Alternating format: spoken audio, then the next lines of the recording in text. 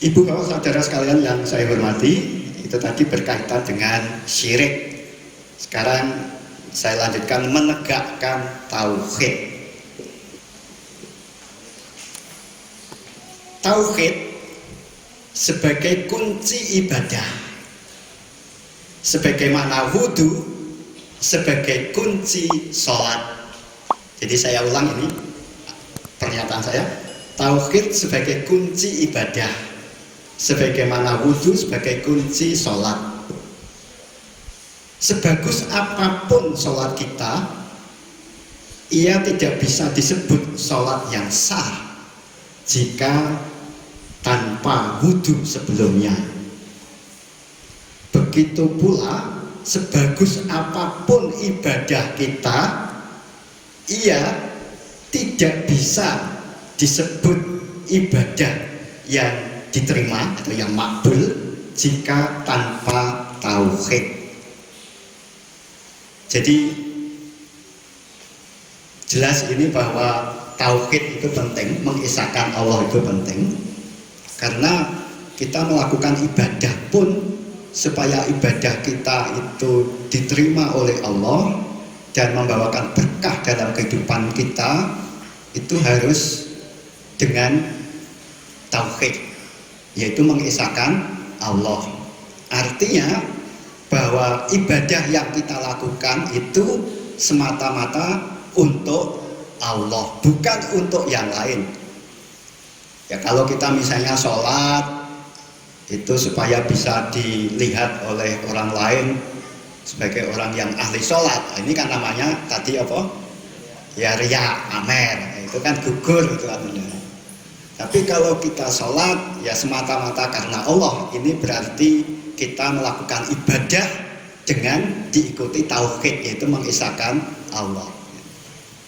Jadi ini juga supaya kita beribadah itu tidak muspro, tidak sia-sia gitu ya.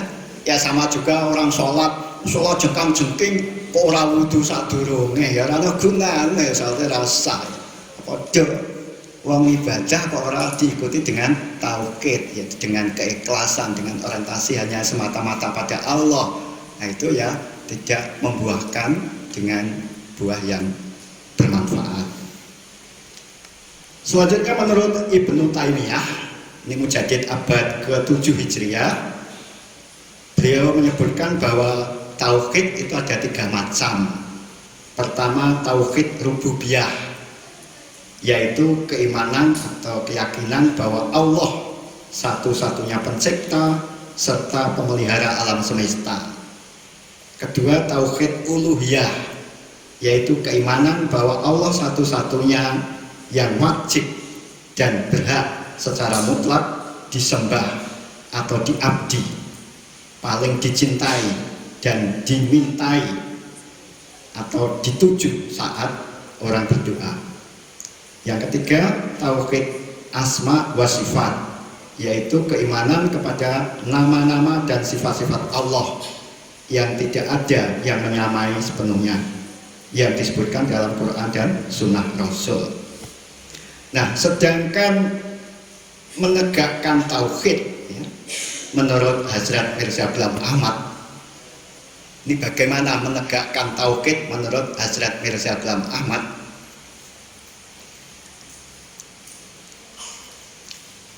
Ada kalimat tauhid, atau orang juga mengatakan kalimat thayyibah gitu ya, yaitu yang bunyinya la ilaha illallah. Orang mengartikan biasanya tidak ada Tuhan kecuali Allah. Tetapi oleh beliau Hazrat Mirza Ghulam Ahmad, ilahun itu tidak hanya diartikan Tuhan, tetapi itu bisa diartikan ma'bud. Ma'bud itu artinya yang diabdi atau disembah. Kemudian mahbub artinya yang dicintai. Kemudian matlub artinya yang dicari atau dibutuhkan. Dan maksud artinya yang menjadi tujuan. Jadi ilah yang bisa kita artikan Tuhan itu adalah zat yang diabdi, yang dicintai, yang dicari, yang menjadi tujuan. Itu ilah. Nah, ilah kita, Tuhan kita, artinya yang kita abdi, yang kita cintai secara mutlak, yang kita cari secara mutlak, yang kita jadikan sebagai tujuan semua kegiatan kita hidup ini, kita tujuannya untuk itu Allah. Jadi Allah, ilah kita adalah Allah. Nah, ini namanya menegakkan tauhid, menegakkan keesaan Allah. Ini tidak cukup hanya di dalam ucapan, tetapi ini harus juga direalisasikan dalam perbuatan. Jadi kita baru dikatakan orang yang mengesahkan Allah sejati itu kalau di dalam perbuatan atau perilaku hidup kita sehari-hari selalu apapun yang kita lakukan dengan niat untuk mengabdi kepada Allah, ya, karena cinta kita kepada Allah, untuk mencari ridha Allah, dan itu tujuan kita hidup memang hanya untuk Allah gitu. Jadi ini namanya mengesahkan Allah. Ini namanya menegakkan tauhid. Dan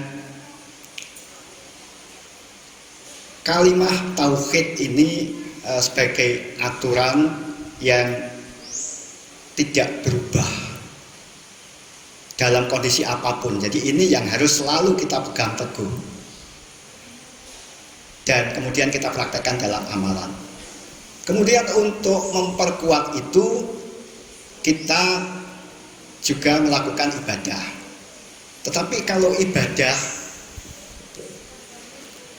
baik ibadah mahdoh maupun ghairu mahdoh, itu kan aturannya tidak mutlak bagus seperti itu, bisa berubah, bahkan bersyarat. Misalnya sholat secara normal kita adakan misalnya dengan berdiri, tetapi ketika kita tidak bisa berdiri, kita bisa sholat dengan duduk. Ini berarti bisa berubah, itu aturan itu untuk ibadah. Puasa juga begitu. Ketika dalam keadaan sehat normal kita menjalankan puasa, tapi ketika kita sakit kita boleh tidak berpuasa, mengganti di hari lain dan sebagainya.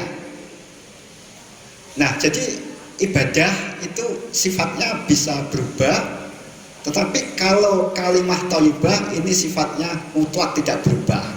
Nah, kedua-duanya itu saling melengkapi.